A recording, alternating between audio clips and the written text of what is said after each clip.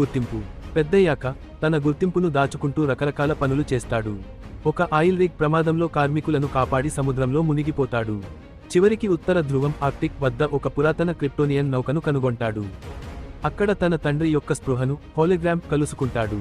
తన పేరు call L అని, తన శక్తులు సూర్యుడి శక్తి వల్ల వస్తాయని తెలుసుకుంటాడు. అతనికి ఒక ప్రత్యేకమైన సూట్ లభిస్తుంది. జనరల్ జోడ్ రాక. ఈలోగా జోడ్ భూమికి చేరుకుని సూపర్ మాన్ కోసం వెతుకుతాడు. మానవజాతిని కాపాడటానికి సూపర్ మాన్ లొంగిపోతాడు. జోడ్ ఉద్దేశం భూమిని మరో క్రిప్టాన్గా మార్చడం, దీనివల్ల భూమిపై ఉన్న మనుషులందరూ చనిపోతారు. దీనిని అడ్డుకోవడానికి సూపర్ మాన్ అమెరికా సైన్యంతో కలిసి పోరాడతాడు. అంతిమ యుద్ధం. జోడ్ వరల్డ్ ఇంజిన్ అనే యంత్రాన్ని ఉపయోగించి భూమి వాతావరణాన్ని మార్చడానికి ప్రయత్నిస్తాడు. సూపర్ మాన్ తన సర్వశక్తులను ఒడ్డి ఆ యంత్రాన్ని ధ్వంసం చేస్తాడు. జోడ్ తన జాతిని కాపాడుకోలేకపోయానన్న కోపంతో సూపర్ మాన్పై దాడి చేస్తాడు. వారిద్దరి యుద్ధంలో నగరం అతలాకుతలం అవుతుంది.